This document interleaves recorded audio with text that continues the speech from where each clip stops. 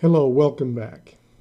In this series of videos, we're building a sample Microsoft Access database application modeled after the one I actually use in my own business as a consultant to customers for time and billing projects that I work on.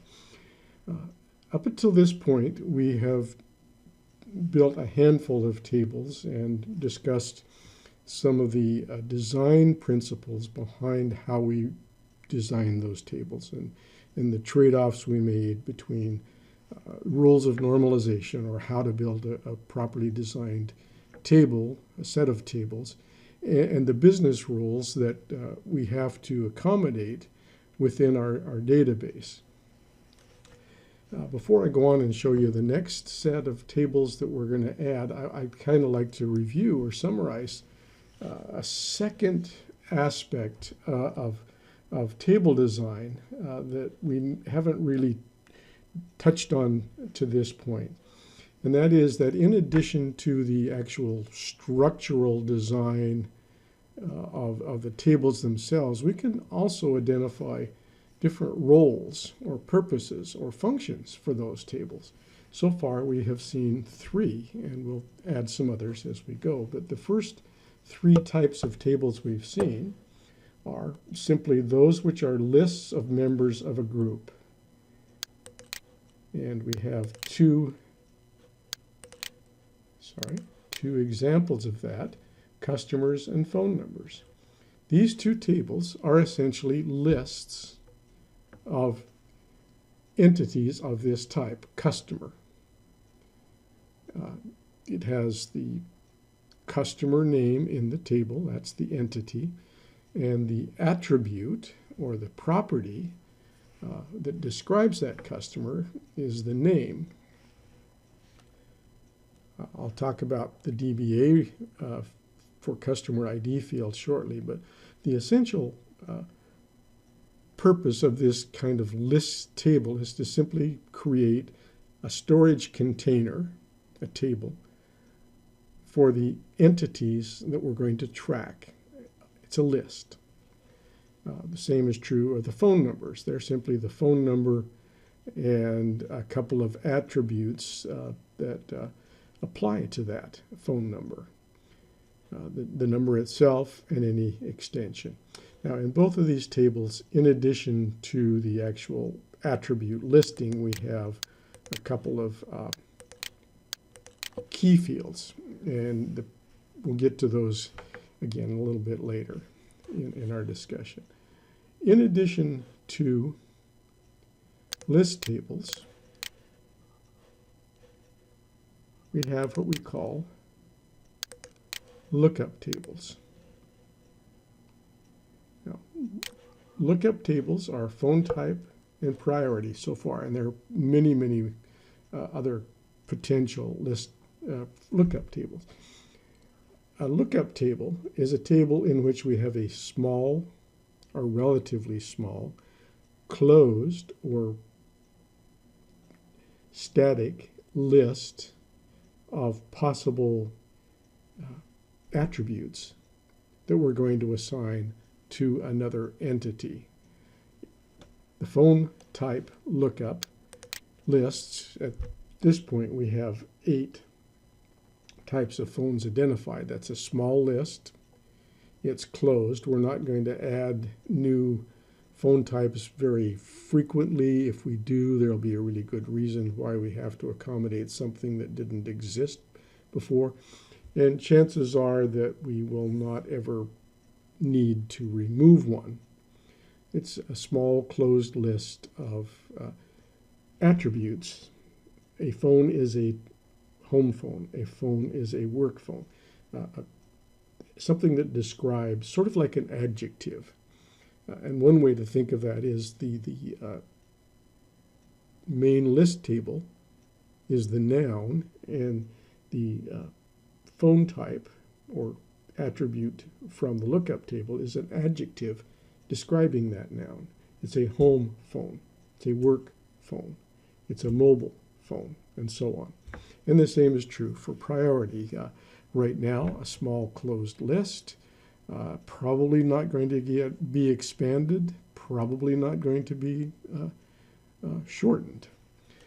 There is one anomaly here, and that is inactive is not necessarily the same kind of thing as a primary, secondary, or other priority, but it fits well here because we can take a phone that used to be the primary phone and say change the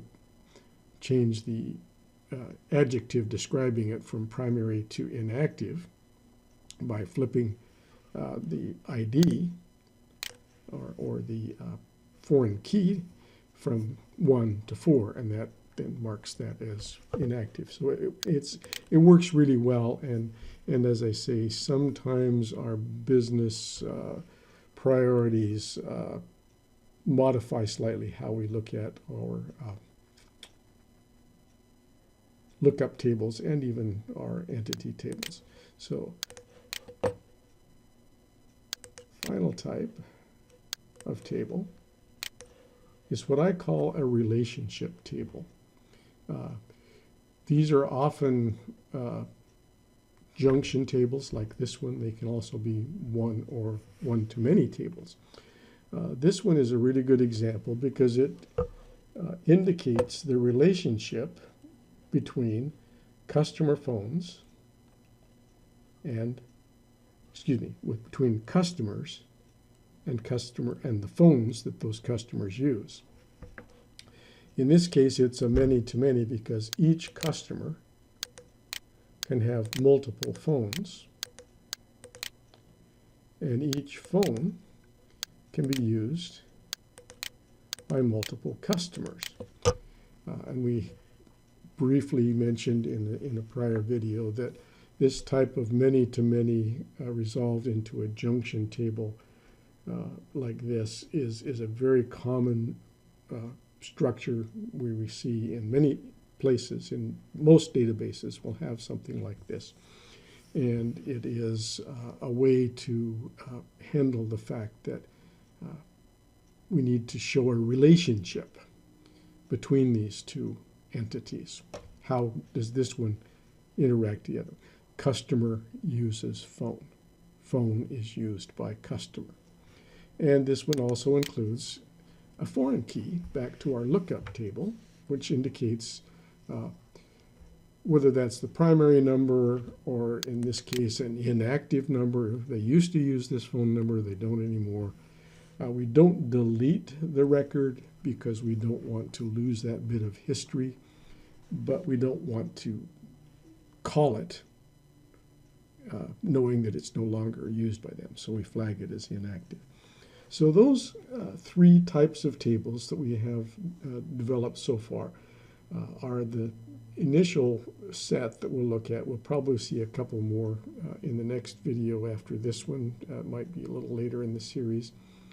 But in addition to the way we structure tables, keep in mind that different tables have different roles.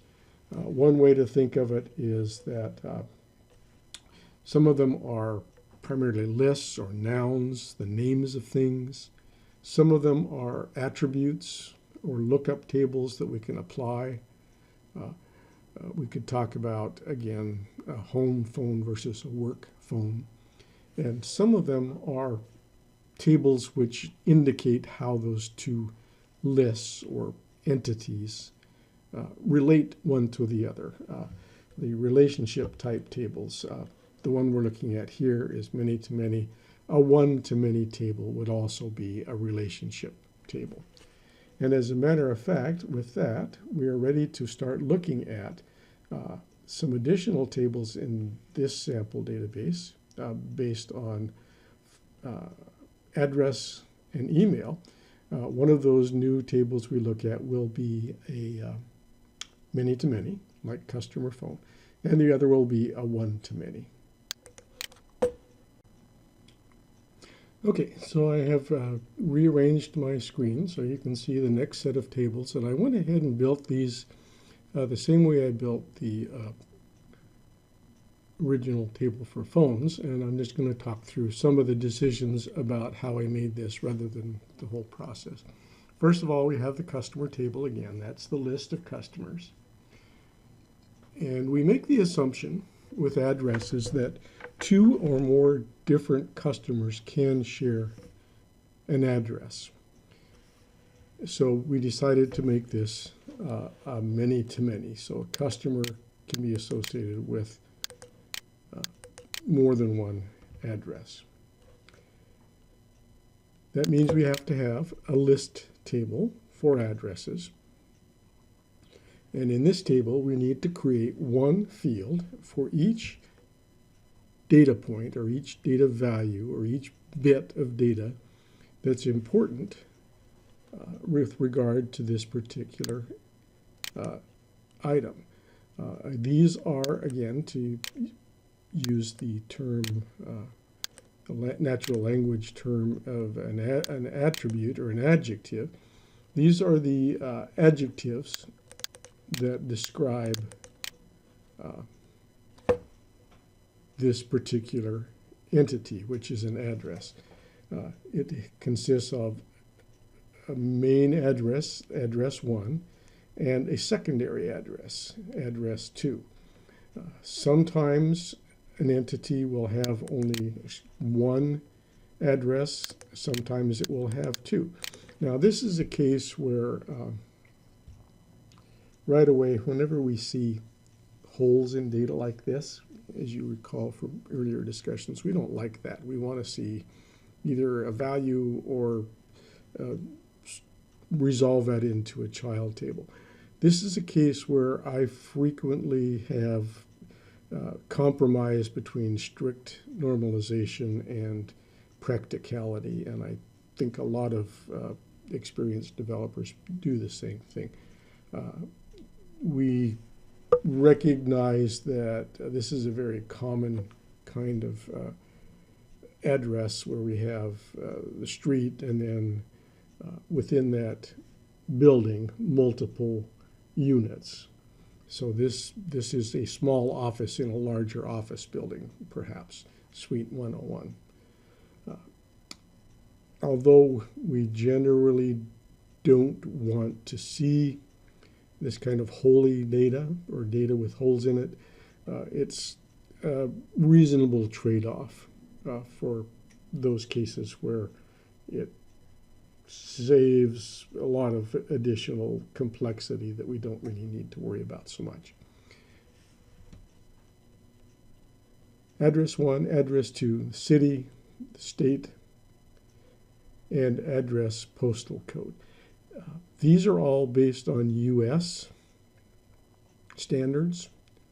If your database is going to cross international borders and maybe work with Canadian, US, and Mexican addresses, you probably will want to either add different names or use different names or add additional fields to account for whatever differences there are in that particular national standard for addresses. I know that, for example, Canadian postal codes are different from US postal codes. So if you're going to operate in a multinational situation, you need to work accordingly. So again, these are all the attributes that describe this address. And of course, we have a lookup now. We have an address type. This is a lookup to a different attribute, and that attribute is the address type. Rather than repeat work street address multiple times and potentially misspell it or shorten it, you could, for example, see, and I'm going to go ahead and put this in here to illustrate that. You could see something like work street. And now, if you were to put this as a text attribute in place of the link to the lookup table, you would end up with two different ways to spell the same thing, and that creates data integrity loss. So we don't want to do that. We use the lookup and that allows us to always use the same exact standard for that particular attribute, which is found in the lookup table.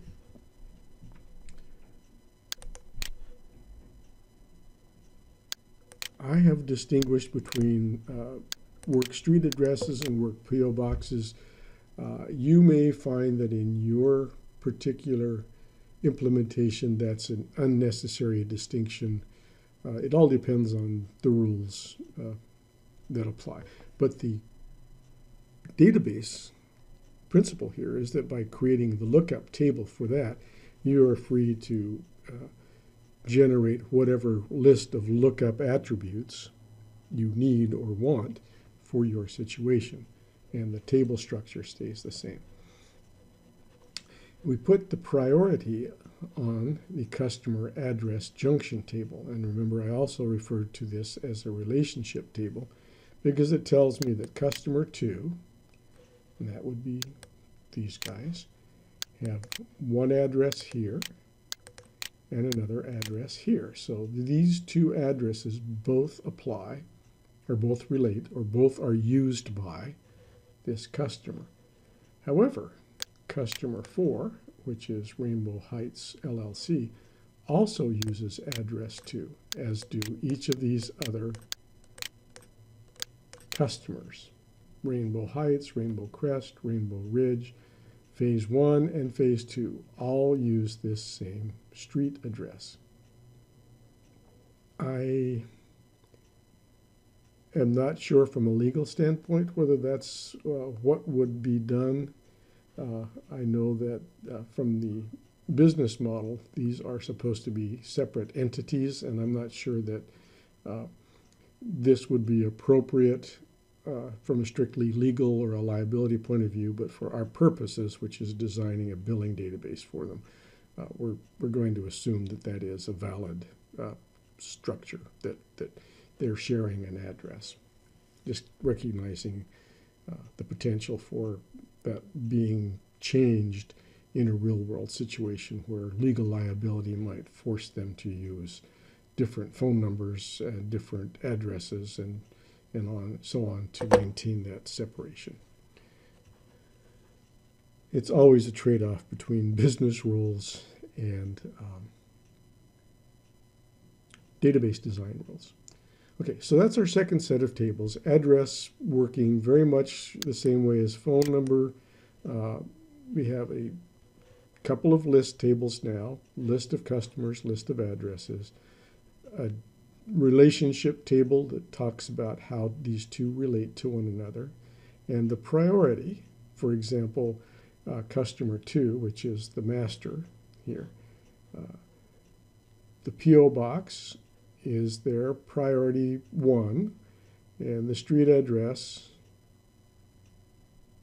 is their priority 2. For the other entities, the street address, the PO box is also the priority or primary.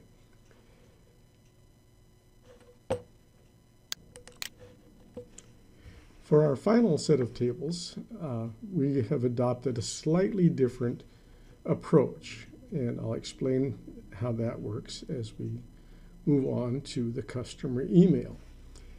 Two of the tables are lookup tables, which are, well, actually the priority table is the same one we've used all along for our addresses and phone numbers. We added an email type table. This is another lookup table. It has currently 7 types of emails, 7 different ways or adjectives to describe an email, personal, work, and so on. However, in the customer email table, I made a different design decision based on a different understanding of the business rules behind email as opposed to phone number and street address. Now, with regard to street address, we have all these different entities which are basically operated by the same overall management, and so they are physically co-located at one street address in one location, and so it makes sense to have a many-to-many there. We can have different addresses apply to that same company, the street and the post office, but we can also have different companies using that same address. So that's a true many-to-many, and it works really well. Customer email is also the same kind of situation. Although email addresses tend to be more personal, there are cases where you have, say, a general general email address that everything is channeled to. Service at myco.com or information at emaildomain.com, the kind of thing that goes, and then whoever is assigned to that reads it.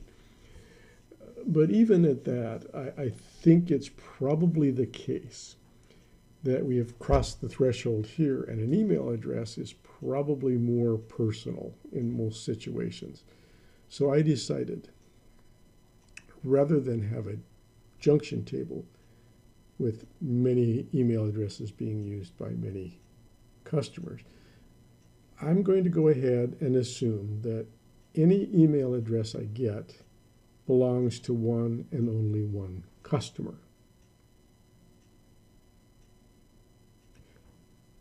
That means rather than a many-to-many, I have a one-to-many. One customer can have multiple email addresses, but each email address is going to go back to one and only one customer. So let's take the example of myself. I have two email addresses, one at email domain and the other at myco, or my company. Both of them are work email addresses. This is the one that I consider primary. This is the one that I consider secondary. So I want most email to go to this address. This one I will also use as a secondary. And I may also have, typo there.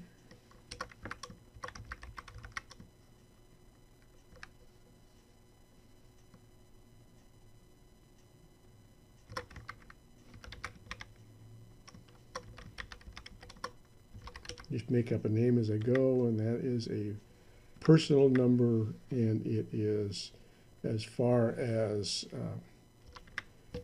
my business is concerned, other. I don't want to mix my personal email in with my business, but I do want to track it just in case I need to reach out to myself, or in this case, if it were a different customer, reach out to that customer on a more personal level. I would know that this is a personal email address, but I would only use it in other situations that are not related to customer work for that company, for example. Let's look at Western Washington.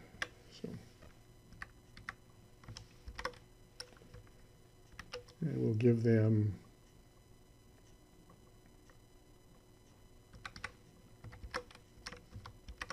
this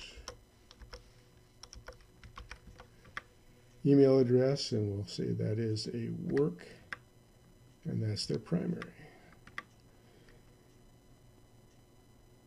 And then Rainbow Heights will be RBH LLC at wwbi.com.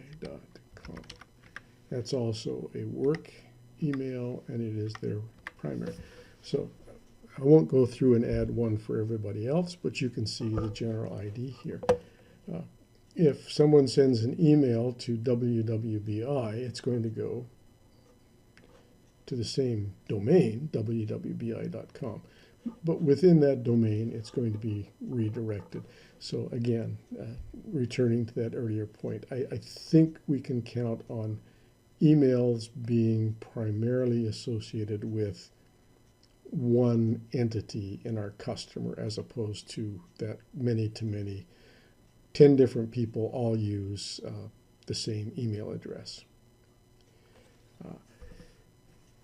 I'm sort of hesitating about that, as you can probably tell. There are some pros and cons, pluses and minuses. but I'm comfortable enough doing that. I've been doing it that way for a long enough time that I think this will handle situations that we're likely to see. So at that point, we have created our next set of tables, and we now have examples of a many-to-many table, actually two many-to-many tables, and a one-to-many table. We have tables which are essentially lists of entities. We have tables which are lookup tables.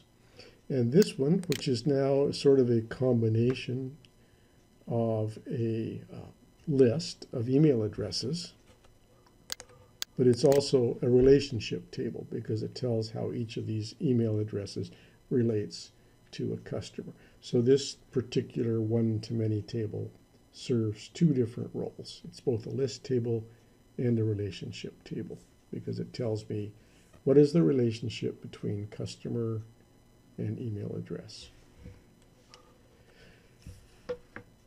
That'll wrap it up for now. In our next set of tables in the next video, we'll go on and start looking at a different aspect of building a relational database. We're going to start adding what I think of as transactional tables, and this is where we record the business, transactions about that business having to do with our Microsoft Access relational database.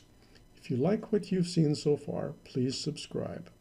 Come back next time and we'll continue our discussion. Thank you.